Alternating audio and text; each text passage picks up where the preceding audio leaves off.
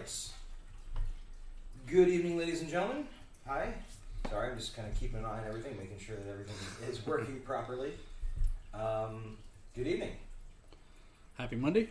Yeah, happy Monday. So, it's funny because this is obviously the second episode of this. All day today I was like, oh, I got the stream tonight, I got home and was like, oh, now I can sit and relax. So I'll eat. Wait. Oh no, I got the stream tonight. Exactly. So yeah, welcome. We are getting ready to do some actual writing. We've got the kind of plot summary document up at the moment. Samson is doing some additional kind of character sketches, like, I don't know, conceptual stuff, covers. Yeah, still trying to get a feel for him 100%, so. Okay. Awesome. Trying to find out how ripped he's going to be. I like how that's kind of turning out. I like that he's got kind of like shaggy, almost unkempt hair in your envisioning of him. Yeah. Because with the mustache, it makes it seem like he's probably a little bit older, probably a bit more mature. Right. I like that, though, he doesn't have like perfectly coiffed like spit curl and everything like that. Well, I was thinking he's probably a little bit edgy because, you know, his dad passed away, so he's still a little bitter about it, and he lets that reflect in his hair. All right. So the major question is, how old is this guy? Like, have we figured that out? Like, is he? We haven't. So I mean, obviously in this first issue, he's going to be, you know, a range of ages, because we're going to do like some flash forwards in time and stuff like that. But in the main events of what we have planned as like our universe or our setting, he's definitely one of the more powerful heroes. But is he one of the more experienced heroes? Well, definitely not in the issue we're doing now, because he's coming to terms with that. But I think yeah, he should be kind of more experienced, a little bit, maybe more of a leader. He has to learn to kind of be, you know, cooler heads prevail type of thing. So that makes sense. Yeah, he doesn't want to just rush into stuff, because then he depletes his power level for the next threat that might come through. Right. So I kind of see him, being maybe a little bit more level-headed. Yeah. All right. So I kind of like the idea though too. We kind of got into the. I don't know if we got into it. I don't know if I want to mention this, but go for it. So no secrets here. Okay.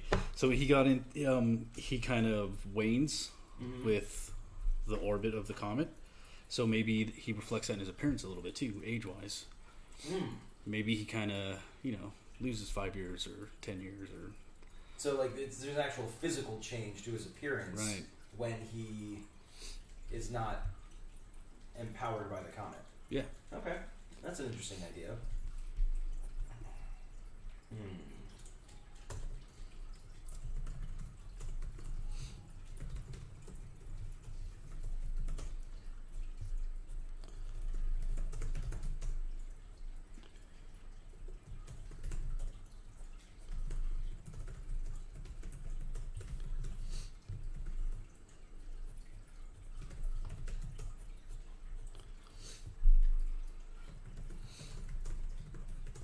Sorry, folks, just jotting some notes down. So basically we're saying that when his powers wane, his physical appearance, it affects his physical appearance. When he's powered up, he looks younger than what he really is, kind of more vibrant and everything like that. But he starts to reflect his true age when the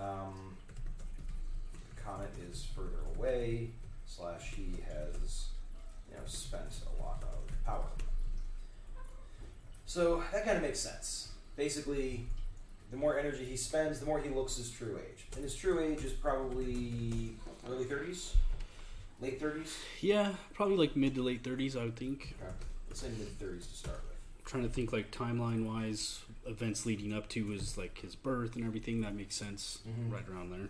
Yeah, that makes sense. Silent Willow, hi.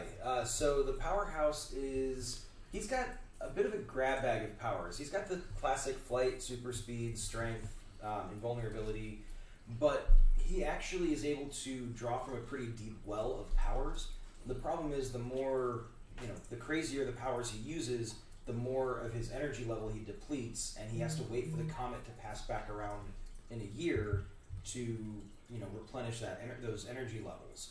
So with this particular character, if you'll forgive the comparison, he's kind of meant to be our setting's kind of Superman style character, where sure he could come in and solve any problem, but depending on how much energy he uses, he can only solve one problem. So he really plays well with teams, uses low power, or low energy powers, so that he can continue fighting as long as possible until he gets his next recharge. Comet passes once a year on his birthday, so it's the kind of thing where he kind of has to meet it out over the course of a year. And again, that's to kind of encourage the teamwork and everything like that. So he works well with the team, so he can kind of be like, hey, you go deal with these lower threats, so I don't spend energy on that, and I'm going to go deal with this bigger threat to kind of, parse out his abilities. So, and those questions came from viewer Silent Willow, so thank you very much for chatting. We appreciate that. It helps us feel all warm and fuzzy when we have someone who wants to engage with us. So I appreciate that. So we still have not come up with an alias, like a superheroic name for him. Yeah, so we have to figure that out. That should be a goal for us to do that. It would be awesome if we could kind of do like a,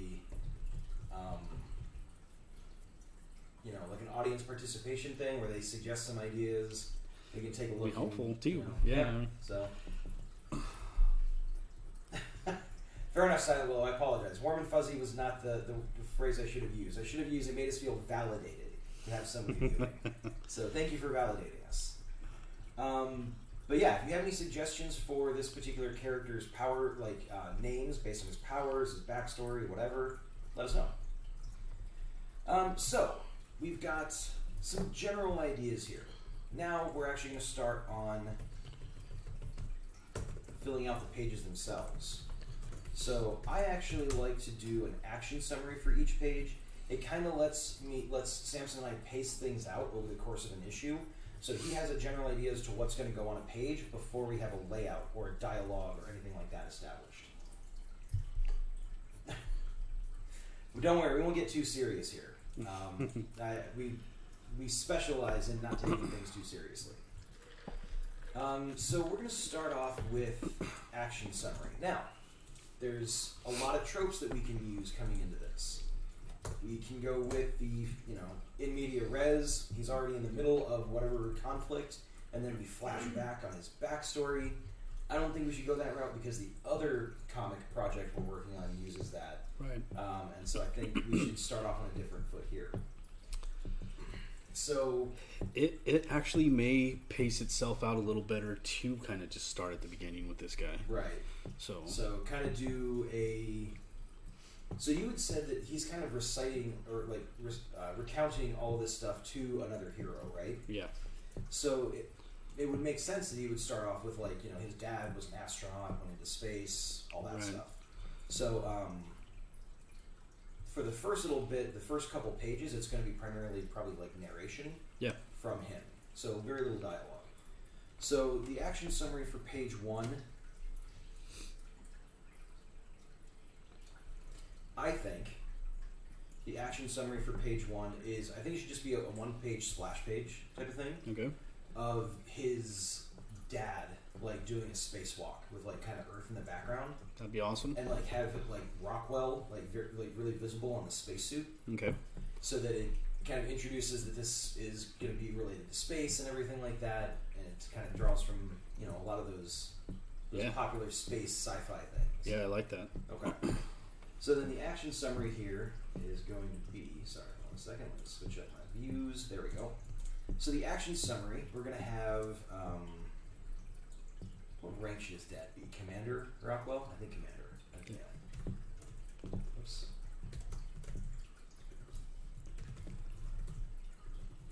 And I'm just going to say, for any of you who are watching who might be familiar with like storyboarding or script writing or screenplay writing or anything like that, I'm not following any particular Don't judge us. Yeah, exactly. We don't know what we're doing here. We're just trying to write something. But the format and the template that I'm using, if it doesn't follow a set like wisdom, that's because It's not meant to. I'm kind of just using it to call out important things when I capitalize. So if it seems weird to you, don't worry too much about it. It's just me being dumb. So it's what works for us. Exactly. What's it called when you're in zero G? Not free floating, but like, what's that called? Spacewalking? I don't know if there's like a term for it. There probably is.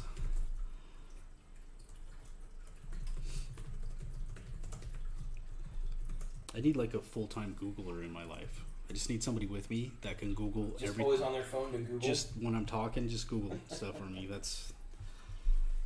Hey, Silent Willow, sorry. One thing I never understood about comics is that all these folks possess superpowers. Why do they all become so muscle-bound? They look like they're about ready to burst from their suits. That's a good point, and I agree with you. A lot of artists do go in that direction with all of their heroes. It's not my preference. I don't know about you. Yeah, I mean, I don't always do it. I actually prefer aesthetically people who are more geared up as opposed to like muscly. But I think for especially a character like this, you're trying to portray like the ideal physical form. Right. So you're trying to draw like the peak physical, idealized version of a human being. Right. And I think that goes same for men and women, which is unfortunately taken a little too far with women sometimes, more often than not in comics. But yeah. I think that's the purpose behind it. It's the idealized version of it. But with this character in particular, because of his waning ability, he's definitely going to not be bursting at the seams all the time. He's not going to get he's not going to turn into a small, tiny guy, but you're going to see a difference in his physique. Right. I think for Kasher says she likes watching Samson draw while he has chat. It's cool seeing it happen in real time. Oh, thank you. What ethnic background is he? What maybe you could use the word comet in another language? That's a good point. I think the original plan was for him to be Caucasian, but he doesn't have to be. Yeah. And I think the way you kind of drawn him, he Caucasian fits with the mustache and everything. You could go Hispanic with him. Yeah. So yeah, there's definitely some different routes we could go with that. That might be kind of a cool. I actually like the idea of maybe doing like he's a mixed race. Maybe mom and dad are whatever. That's we true. could do that. We could go that route. Get a little bit of flavor going in a couple different directions. Yeah, I like that. And his name is very kind of like Caucasian, Arthur Rockwell, right? So we can make his superhero name reflect the other half of his kind of ethnicity. That'd be cool. To kind of tie in to that. So that's a cool idea. Thank you for the suggestion there.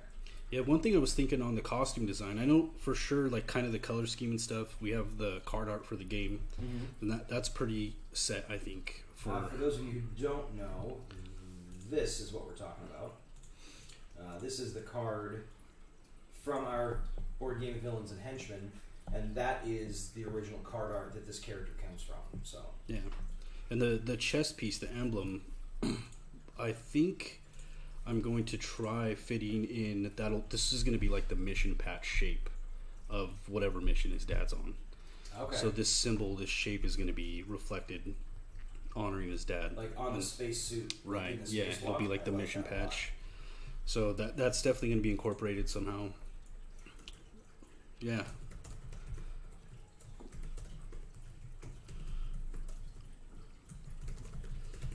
Trying to think what.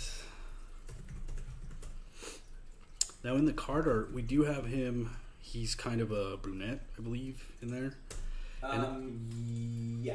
And I think probably for me, I kind of want to move more towards like a darker hair color. So I think that'll probably maybe lend itself to whatever which way we go with mom's ethnicity. Like so I think that works really well. And then kind of circling back, just Google comment, most language have it as comet, or cometa. Okay. We can always look for something else though, something space related. Kasher said that a lot of superheroes, their biceps have biceps, and that is very true. I think Samson and I both kind of share an aesthetic preference where characters should have a reason to be as buff as they are. Yeah. Like, I don't have a problem with there being a character with super strength who is just kind of your average Joe, maybe even a little bit overweight, because that happens. But in this particular case, for the Powerhouse, because he gets powered up when the comet comes by, but then he loses powers, he's also going to just stay in really good shape normally. Because when his powers start to drain, he still wants to have, get good reflexes, have decent upper body strength, decent core strength. Because when you're fighting bad guys, those things become important when you don't have your powers available. So he is the kind of person who's just going to stay ready for the fight, whether he's got powers or not, and as a result, he's pretty buff. So, but not all of our characters are going to be the same way. Yeah. So that's actually one of my. Again, you know how I feel about Superman. Yeah. But that's actually one of the greatest things about him, the way he's drawn, because he's not crazy muscly. He's not like super, you know what I mean? But again, like, sure, Superman. In the spandex, he's got like muscles and stuff like that, but he's not. Usually compare him to Batman, and Batman's going to have more muscles. Oh yeah. And I kind of appreciate that. He's kind of, he looks normal bodybuilder, not superpowered bodybuilder, I guess. Yeah, exactly. I can agree with that wholeheartedly. There we go. So, action summary. Commander Rockwell is on a spacewalk. The Earth is prominent in the background. The mirrored visor of the helmet, the space shuttle is seen in reflection. His name tag is clearly visible along with the mission patch for this mission. And that's just a generic, or not a generic, but a general action summary of what we're looking at in the panel. Because it's a single panel page, we don't have to worry too much about anything else. So we're not going to write out the panel descriptions, the panel layouts, anything like that just yet. We're just going to stick with action summaries for right now. So take some of that out. But soon, maybe even next week when we're doing this, or the week after, depending on how far we get, I will start actually laying out the storyboards on little index cards, like the page layouts, so you can see the translation from action summary to artwork. So. Exactly. And the reason that we're kind of sticking with action summaries right now is because we don't want to start doing panel layouts, and then Samson is like 4 or 5 pages behind where we are as he's drawing. So we're going to do this session, we're going to set up some action summaries so he has a general idea, and then he can actually start doing some of the layouts himself so that they're kind of ready for the next session to kind of keep him caught up with what we're doing. So that's kind of the plan. We might have some chicken before the egg scenarios going on over this course of the series, but I mean, it's all part of the process, trying to get everything dialed in. So you get to see it go on live, which is not intimidating for us in the slightest. Yeah. So, page 2 action summary. I don't know how much we want to focus on his father, because we're kind of planning this to be 24-ish pages, but I think we should have a couple pages dedicated to his dad. Like, sure, yeah. And again, I mean, he is telling a story. Yeah. And when I tell a story, I jump around. So I think there can be some of that, and it work fine in a flow, as long as it's not too jarring of a transition. I can agree with that. So actually, maybe we will have some dialogue here, because maybe Arthur was able to get access to the audio files from the mission recorder, so he kind of knows what they were saying to each other over the comms. So I'm kind of thinking that, I'm kind of thinking that in this situation, his dad's doing a spacewalk, trying to fix the shuttle before the comet passes by, because they're trying to do some kind of a scientific study or like get some instrumentation out there to measure this thing while it's in near Earth orbit. Okay. And so there was some kind of a malfunction. He goes on this spacewalk in order to fix the problem before the comet gets close enough. So it's kind of a sense of urgency type of thing. Okay.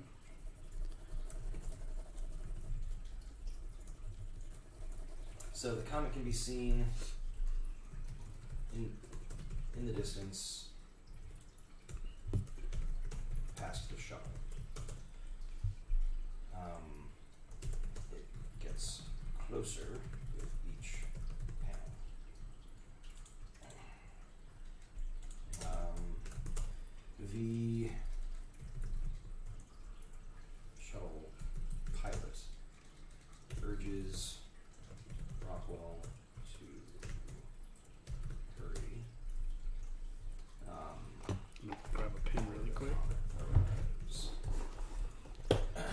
So he's out there, he's trying to fix whatever it is going wrong so that they can measure this thing, they can gather samples, whatever it is we're going to decide they're trying to do out there. And so you've got the guy that is back on the shuttle going like, hey man, you need to hurry up. And so we kind of focus on that kind of action just for the first 3 pages, I think. Okay. And then from there, I think we should cut to... So hold on a sec. Let's do... Actually, no, we could even probably just do the first 2 pages, because that sets up the situation. And then we can cut to page 3 where he... Hold on a sec. Where we're showing, like, maybe his dad's funeral at that point. Yeah, it would actually make sense that he doesn't go into detail about that, because... Right, like you wouldn't want to relive that. So page 3, cut to 2 to 3 years later. A funeral scene.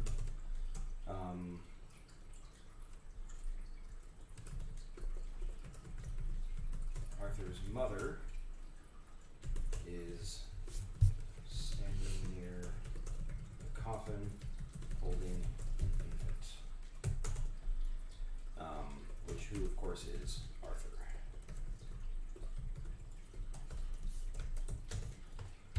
So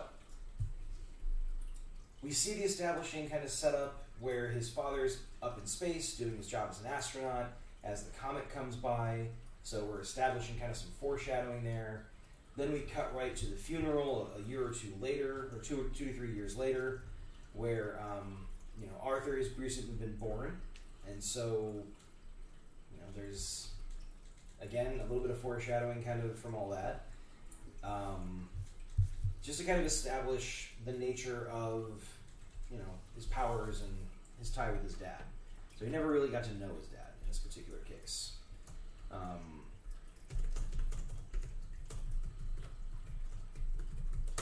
So it's like a full military burial, 21 gun salute, folded flag.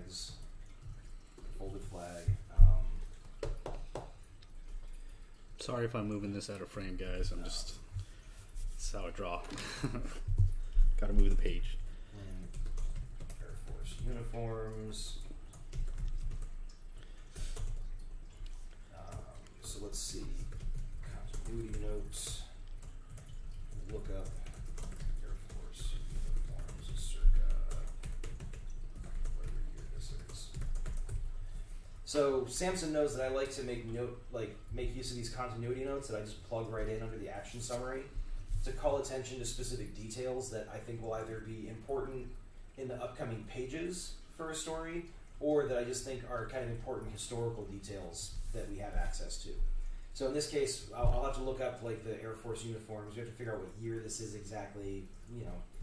We'll work backwards from his age in the current year and figure out what the uniforms look like in that era. So, I mean, it's only a few decades past, so there's not a huge difference, but there are little differences in uniforms. So I would agree with you for one note, except that I am just not a fan of it. I don't know why. I've tried it out. It doesn't... Sorry, Silent Willow said that as a writer, they strongly recommend using OneNote for notation and writing needs. For whatever reason, it doesn't jive with me. So I kind of like relatively bare bones stuff.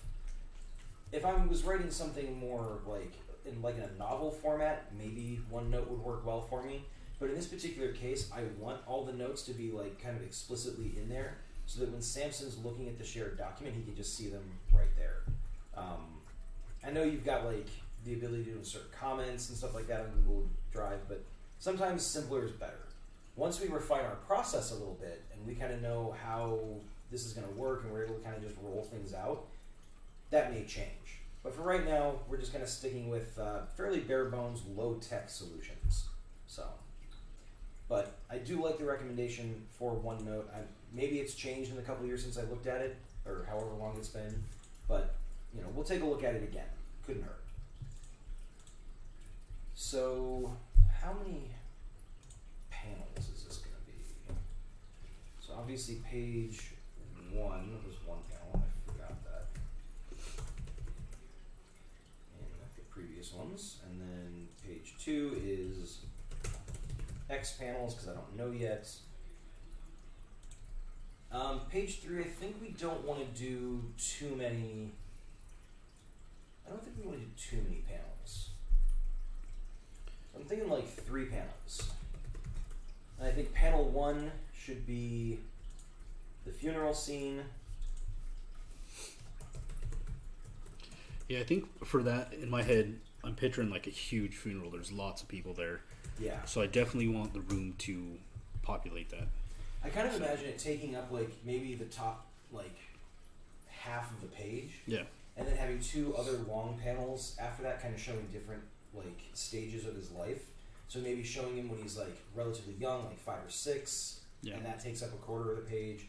And then another panel that shows him being like 10 or 11, taking up a quarter of the page. Okay. So just kind of showing like from funeral and then a couple of milestones after that.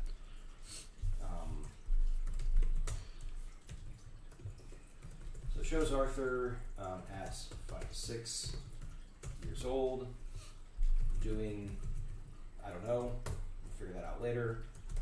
Panel 3.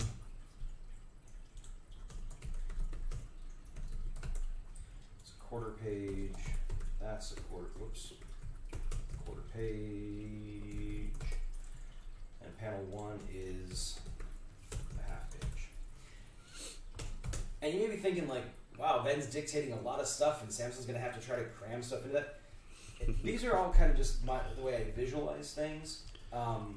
Samson has carte blanche to go in and be like, yeah, no, that isn't going to be done in 1 panel. It's going to be done in 3 panels with an inset, and then it's going to like transition to this other panel. He knows what he's doing from a visual perspective. I kind of know what I think what would look cool on paper, but just because I think it looks cool doesn't mean it will. So he has full authority to veto that stuff. Yeah, generally the way it works is, there's whatever information's on the page to interpret, and I'm like, you know what, I can't make this work in 1 panel. I'm going to try breaking it into 2, or these 2 fit better as 1. And then basically we just kind of sit down and work it out, talk it over. Yeah. And it works out great. Like that's the key thing is, like, I can't draw to save my life. So I kind of need Samson. So I can't be a tyrant about things. I can't be a Stanley Kubrick who's like, no, you have to do it exactly the way I want you to do it with every little detail. Because I'd just lose an awesome artist that way. So, You're too kind, sir. Well, maybe, but we'll still do it. All right, so we've got some general notes about page 3, kind of the layout. We'll come back to it in a little bit. So now we want to jump, insert, page break, paste. This is actually page 4. I'm going to take out the action summary. Do number of panels. All right, and then I'm actually just going to do just a little housekeeping thing that I like to do because it helps to keep my flow going. I'm just going to insert a few extra pages.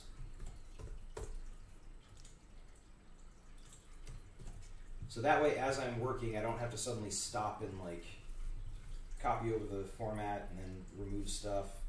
Sorry for the kind of rapid scrolling here. I'm just trying to get myself established. All right, so I've got page templates out through page 7. So that makes me happy. I can kind of keep working for a couple pages before I need to stop. So, all right. So Casher says OneNote's nice. I use it at work. Okay. Well, so we'll definitely have to look into it again if it's highly recommended. And then Casher says that makes sense. Use what works best for you. Yeah, it's all the different writers out there have the one way to write because that's how they write. And some are a little bit more lenient. If you tell them, oh, I do this thing, they're like, oh, cool, that works for you. I've met some writers out there who are like, oh, you don't do it the same way I do? Well, you're a terrible writer then. So, must not be a professional. Exactly. You must not be a professional. Yeah, clearly I'm not a professional. I'm not getting paid for it. All right, so page 4. So we already did kind of fast forwarding through age 10, 11. I think we want to spend a couple pages probably on him being like in his teenage years when he really first kind of gets a feel for what his powers can do. Yeah, definitely. Okay. So I think this could probably be 4-ish panels. And in this one, let's say he's about 16-ish. He is... So he would have had some kind of inkling that his powers were there. We're going to allude to that in page 3. Doing something that hints at his powers. Doing something that hints at further powers. We will figure out the details later. And at this point, he is more aware of his powers and limitations, but he's a dumb teenager, right? So what is it that he's going to do here? Like, it's so cliche to have him like get into a fight with his bully and kind of like show, you know, yeah, that is, prove a point. That is really cliche. What if we do something maybe where he's trying to help and he actually doesn't, like, causes more harm than helping? Yeah, you could go that route. I think like that's a fairly common scene in like Superman comics too, where he's like just going to use his powers and he goes to help by like putting out a fire using his like freeze wind, or freeze breath, but he, you know, encases the area in ice, which causes all kinds of different problems. Maybe we could do something kind of just common though, like it could literally be, I don't know, like helping somebody pick something up and he lifts too high on his end and hurts the other person because it transfers all the weight towards them or something, you know, something.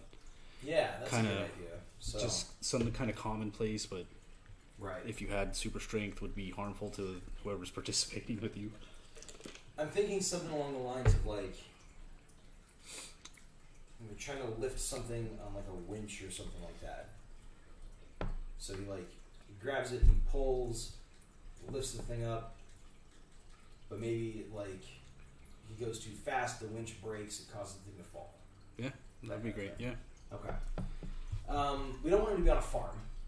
No. Yeah, so stay away from that. Once his dad passed, he wouldn't be staying on military bases unless his mom was active duty. Was his mom active duty? There's no reason she can't be in that era. Why not? Okay. So maybe he's on base. Maybe he's doing like, maybe he's helping out like in a, not a shop class, but like an auto body class. Yeah. And he's like, he goes to lift an engine or something like that. Yeah, with the cherry picker or something. Yeah. And okay. Yeah, I like that. So I'm going to scroll back up just a little bit because we got some background detail that may not factor into this just yet, but I still want to write it down. So mom is also active duty. They lived on military bases until he was 18. What did his mom do in the service? We'll figure that out later. We'll come back to it. But I just wanted to make note of that so that we don't forget it. So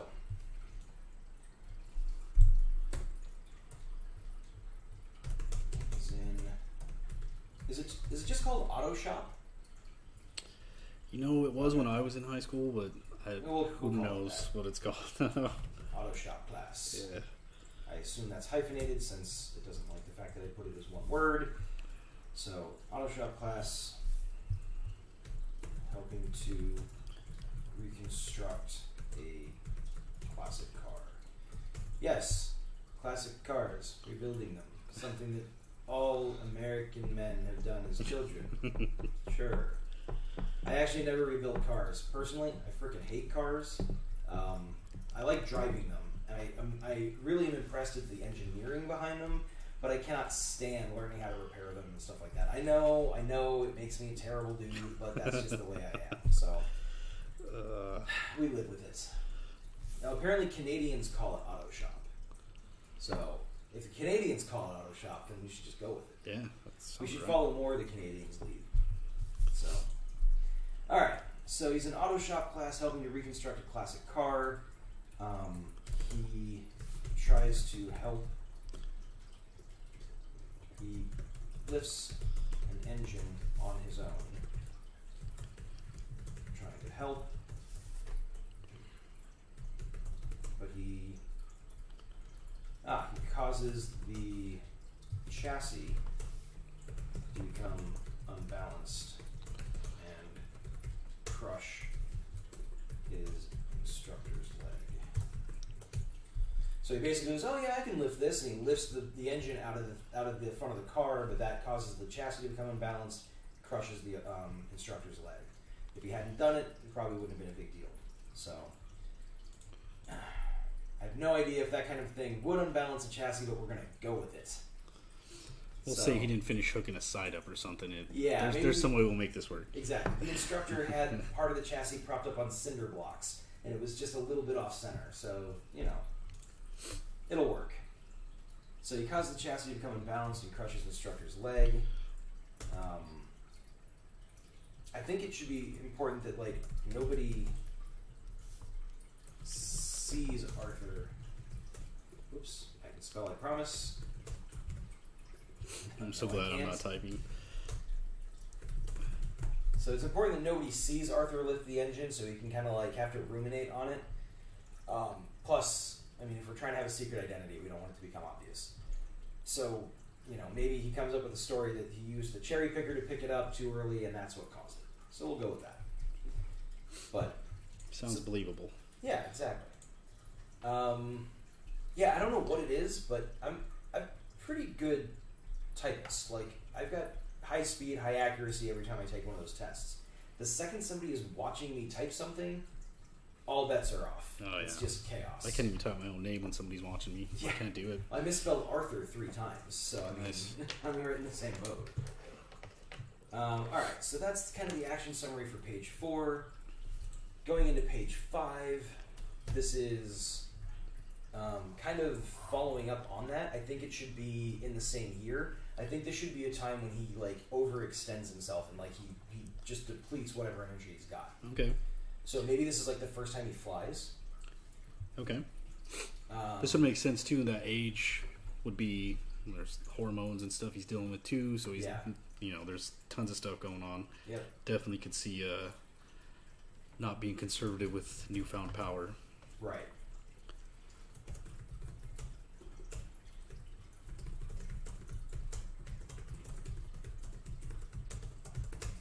He puts too much. Let's see. How do I want to say this? So it's his first time trying to fly. He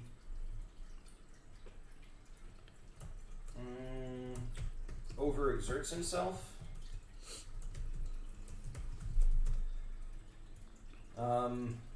Using up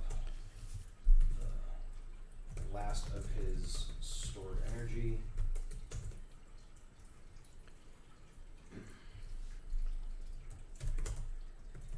Falls from a height, breaking bones in the landing. So I think this sets a really good example of when he overextends and he doesn't have any power left, he's as vulnerable as anybody else. And so he kind of learns this lesson here and now that he can't just go willy-nilly, doing whatever he wants to do, because then he won't have anything left if a bigger threat or if another threat shows up. So I think it kind of sets a really clear message and a really clear lesson really early in the character. And I think from a reader perspective, it's really important to establish that this particular character has limitations. Yeah. It doesn't matter how powerful he can be for 5 minutes. Once that 5 minutes is up, he's just a normal guy. So. Yeah, I like that a lot. Cashier says that it's required that all shop class teachers are missing one eye. My metal shop teacher, missing an eye. My wood shop teacher, different guy, also missing an eye. My high school woodshop teacher, though, was an actual Viking. Giant of a man with a giant beard, last name Nordheim. Also missing an eye. Pretty sure he was Odin. What's going on at that school? Right? Apparently, it was just that one school district. When you became a shop teacher, it was required that you be missing one eye. No. This is an unrealistic qualification. Seriously. Alternatively, it just means that your school only hired the most badass shop teachers. I mean, that's another possibility. Yeah. So... It'd be hard to poke out an eye with an engine, so I don't know if we could work that in. But yeah, an engine poking out your eye is probably going to poke out some parts of the brain and the skull and stuff like that. Although I guess he could be missing an eye from a previous injury. So, hold on a second. I'm just going to put in his instructor's leg. Instructor missing one eye? Question mark? Instrucot? Yes, Instrucot missing one eye. Instructor missing one eye. We will circle back to that. There's no guarantee it's getting into the comic, but we'll see. Breaking bones in the landing. How much does his mom know? Is this a mom and pa Kent where they're well aware that their kid has superpowers? I mean, she's a single mom. She's in the military. I'm thinking not a whole lot gets by her. She's probably pretty smart. Yeah. So I don't know that he would have explicitly told her about all this stuff, though.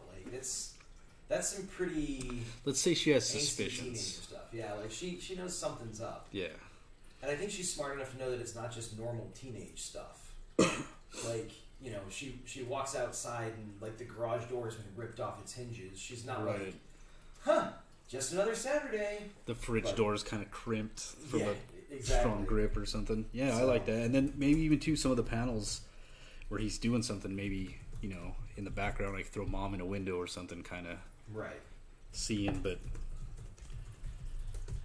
always watching moms. So go back up to moms are smarter than we give them credit for. I'll be completely honest. We have to come up with a name for her. We can't just keep calling her mom. I guess we could give her a rank, Captain Rockwell, maybe Colonel Rockwell. I don't know. We'll figure it out. So, Mom has suspicions that Arthur I keep doing that. Arthur has superpowers or something else weird going on, but hasn't confirmed it yet. And we could actually, you know what? I'm going to make a note here. Arthur make a passing comment about her finding the garage door ripped off, the fridge door dented from his grip, etc. So, kind of allude to the fact that she's smarter than he gives her credit for as a teenager. Cashier says, in relation to the shop teacher thing, live by the sword, I guess. And the shop gods are pleased. All right. Awesome. All right. So his mother is going to come running out to check on him after he lands.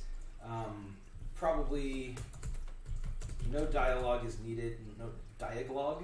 Jeez. No dialogue needed for this panel. Just show her rushing out to check on him while he kind of lays there cradling a broken leg or broken arm or whatever the case may be. So, we've established his dad's history, what happened with his dad. We've established that he has some weird incidents when he's younger, hinting at his powers. We've established that as a teenager, he kind of learns that he can't just be abusing these powers.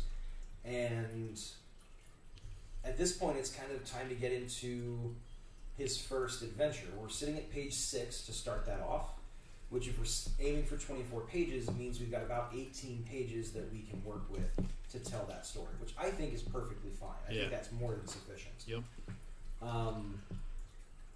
So, how do we want to start this off? Could always start with the villain perspective. Yeah, I mean, and we got a villain picked out, so... We do. Okay, so this is going to be kind of cool. This is the first time that we've ever really worked out this particular character in comic format. Like I guess we talked about her backstory, like, and how she ties into the modern version. Right. But since this is a retelling, this is before she's kind of established her little cadre. Yeah. So she's operating solo. How much do we want to give away about the villains? We're not going to tell you guys exactly what the deal is with this villain. It's the force of nature villain. Yeah. I mean, we kind of have to be upfront about that. You're going to see that. She is kind of your classic force of nature character. She has control over weather. She has control over plants and animals and the 4 elements, so fire, water, wind, earth. So she's got a grab bag of powers, making her pretty strong. But she's not really motivated to be like a, rule the world type villain for various reasons that we will not get into here. Instead, she is more than happy with extorting? Yeah. Yeah. Yeah. She's basically looking to accumulate some wealth, and so she's happy to abuse her powers for that purpose. I think we had kind of a thing here. Where's powers come from? She's force of nature in her cohorts, and we're going to use the cohort part. We're going to draw attention away from her true plans. Force of nature only shows it briefly, and then we're going to fight between the two. Okay, so actually, in this story, I don't think we even figure out. I don't think we're going to explicitly say what her true plans or intentions are. She's just creating this diversion that Arthur is going to respond to. So it's kind of one of those things where the hero kind of loses in a way because the villain gets away with whatever it is they're plotting. Luckily, she's not plotting world domination or destroying the planet or anything like that. So it's relatively low stakes. But again, kind of sends the message that just because you're the hero doesn't necessarily mean you win all the time. So I think in this one we want to do.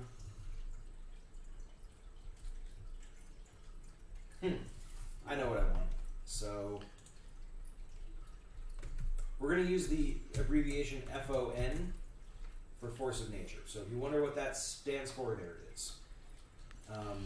Got to come up with a name for her too. We do, actually, yeah. So if you have any ideas for a force of nature type character, villain, let us know. But force of nature, she stands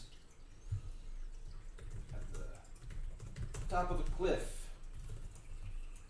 overlooking a expansive forest. You can see flocks of birds are flying away from the trees, and deer, bears, wolves can be seen fleeing on the ground. So she's basically kind of overlooking this area, and all these animals are bailing. Out of nowhere, a flame erupts from the center of the forest.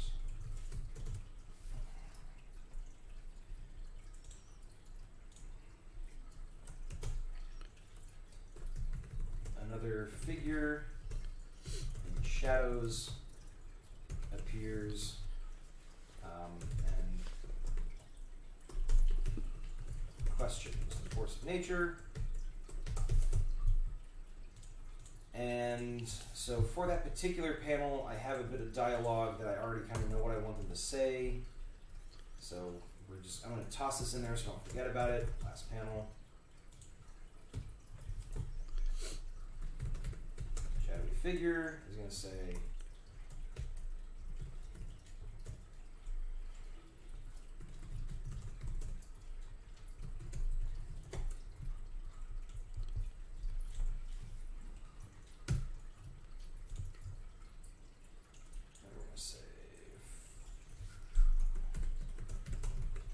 so the shadowy figure is going to ask her, "You're warning the critters?" And she says, "Of course. ... I'm not a monster." Lawful evil.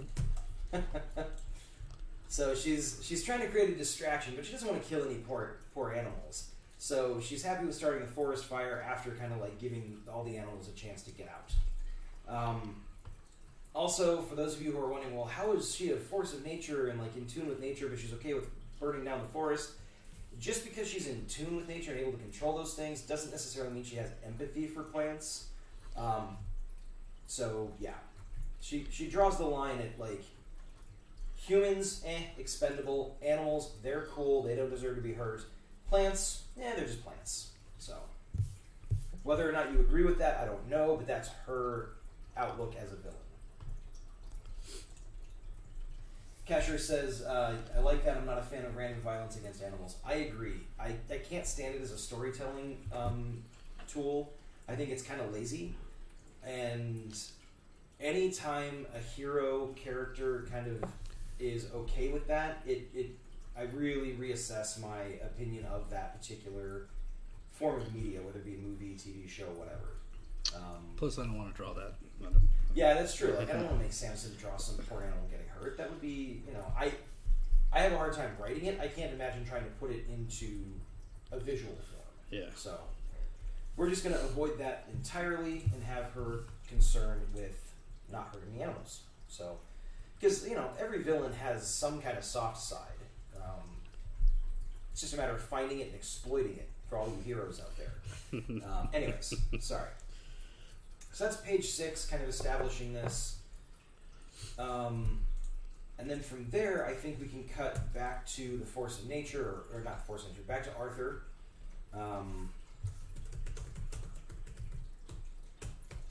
Older, early 20s, in shape, in costume, so like he's ready to roll. He's kind of accepted that he's a superhero now. Where he got his costume, I have no idea. Stop jumping ahead.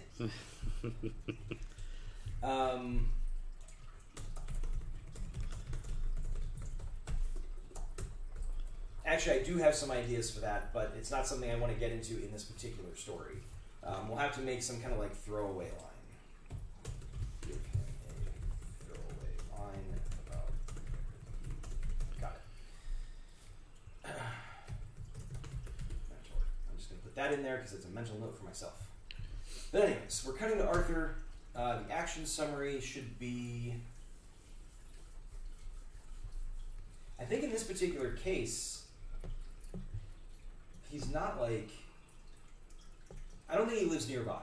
Let's put it that way. Yeah. One of the things with comic book characters and comic book plot lines is the villains are always executing their schemes within a stone's throw of the hero that is best equipped to stop them. That's why they fail. That is why they fail. And some people say that it's psychological and they do it on purpose.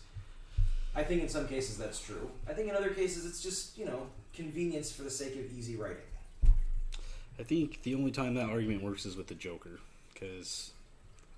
I can agree with that. His purpose is to get under Batman's skin, I think. Yeah, I think at this point the Joker's motivations are less about, like, actually destroying Gotham, and they're more about, like, just making Batman run around and pay attention to him. I've seen a couple webcomics kind of in the same vein that are actually pretty funny. Yeah. Where he's basically like, just pay attention to me. Yeah. I think I saw one where it's like, it's like a Japanese anime joke where he's like, "Senpai noticed me!" And he's got like the, the crying face. Yeah, like that's that. awesome.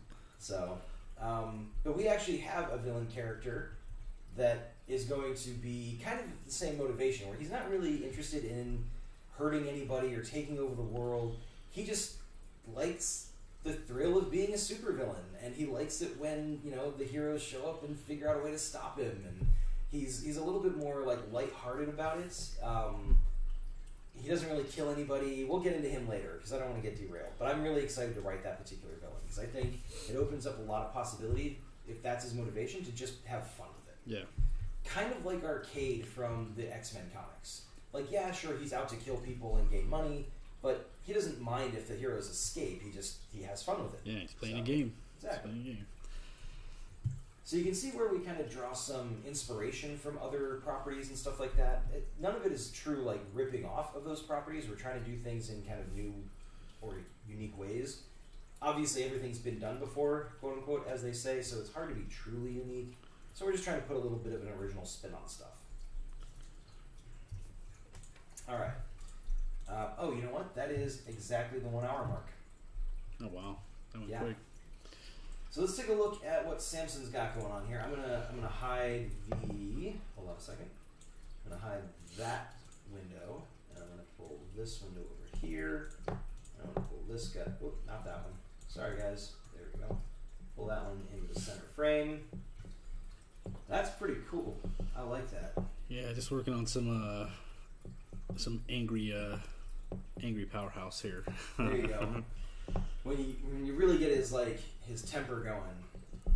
Yeah, but it's actually kind of important to do that. Like, as a comic book reader, the comic books that I connect with the most are the ones that have a really good art style where you can tell the character's emotions based on their facial expressions. Yeah. Like, I've seen a lot where the facial expressions are pretty blank, whether they're mad or happy or whatever. I like to be able to pick up on, like, this person not just mad, they're also a little bit disgusted, or they're not just, afraid, they're also a little bit, like, intrigued or whatever. So when you can get really, like, that level of detail in a facial expression, it makes such a huge difference in a visual medium like comics. Yeah, I think it's, it's something I struggle with for sure, but it's definitely something I'm going to be focusing on a lot in whatever we're doing, because, again, like, there's comics I've read that, it's the same panel over and over, but an expression changes and the whole mood changes. Yeah. So, like, I really am big on that. I'm a huge fan of that, too, so Sweet. We'll definitely be trying to work in as much of that as possible. Awesome. Hopefully successfully. We'll see how that goes. Cashier says it goes by fast. Yeah, it does. An hour goes by super quick.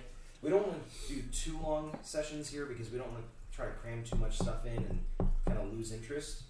As it is, we got up to 4 viewers and then we lost to 4th. We're back down to 3. So I don't know, maybe we went a little bit too long, maybe not. It's hard to gauge, but Cashier says he looks good. And I agree, actually. I really like the wristbands and everything like that. We're gonna tie those in. I think we mentioned this last time. Another thing that we really believe in is that if a character has a costume piece or a costume element, that costume element should probably mean something. Yep. So if he's got a cape, the cape is going to come into play at some point in time, somehow. If he's got wristbands, those wristbands should serve a purpose. If they've got pouches, they damn well better put something in that pouch at some point in each storyline, or take something out of it. Yeah, something better be used in that pouch. Yeah, even if it's just a breath mint, something better come out of that pouch. Yep. It's kind of like the old adage for, I think, screenplay writing, which is if you put a gun in the first act, it needs to be fired in the second. Yeah. Because if you're going to have that detail in there, like as part of the props or the background or whatever, the setting, it needs to come into play in some way so that it pays off for the people who noticed it. Yeah. Otherwise, why put it there? Yeah, exactly. Otherwise, why have it? I mean, and obviously there are red herrings you can put in and like kind of misdirections. So that's something else. But if you're not planning on it being an explicit misdirection, that's still a use for that gun. So if it's just there, you're kind of, you're wasting an opportunity. There is definitely going to be a lot of foreshadowing in the artwork, though, because, again, there's a whole world that we've kind of populated and started plotting out and working on, and there's definitely going to be some callbacks to this and to other stuff, and like there's definitely going to be some hidden stuff in there. So you may see like posters or like news broadcasts in the background where it's showing another hero you might recognize from the Villains Henchmen board game. So keep an eye out for that stuff. It'll definitely come up. But that is our hour for tonight. We got through not quite 7 pages, 6 pages of action summaries, which is pretty good progress when you're also chatting at the same time. Yeah. We got pretty cool like extra concept work for the Powerhouse or for Arthur here, so we can get an idea as to what he looks like from a couple different angles. And next time around, we're actually going to be doing some of the actual layouts. Yep. While I continue working on action summaries further on. Yep. You're going to be doing some of the layouts for those first couple pages. Yeah, absolutely. So. And then this piece I will finish up and Sorry I didn't get it posted up like I said I was going to last time within 2 days, but I will definitely do that with this one. It'll be up by Thursday this week, I promise. Awesome. Did you post the other one? I did, yes. Awesome. Yeah, it's on there. So if you want to see the piece that Samson was working on last week, you can check out his Instagram. It's at sour_muse. Sour like the taste, muse as in something that inspires you to draw. So at sour_muse is Samson. Of course, you can follow along with us, Ravensdale Publishing. You can just go to Instagram, ravensdale.publishing, to find us. And if you go there, we've got a link tree in our bio where you can find our Facebook page, you can find our website, you can do all that stuff. Please follow us here on Twitch. If you're watching us on Facebook, give the video a like, subscribe, hit the notification bell.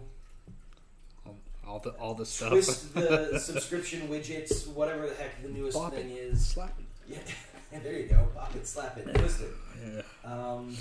And keep an eye out for us to go live next Monday at 7 o'clock, where we're going to do the next installment of Ravensdale Writes Comics. Yeah. This Wednesday is more of the Ravnica campaign planning. So if you want to watch me plan out a D&D game, tune in Wednesday at 7, right here. Same bat time, same bat channel. Otherwise, have a great night, and thanks again, everybody. See you guys.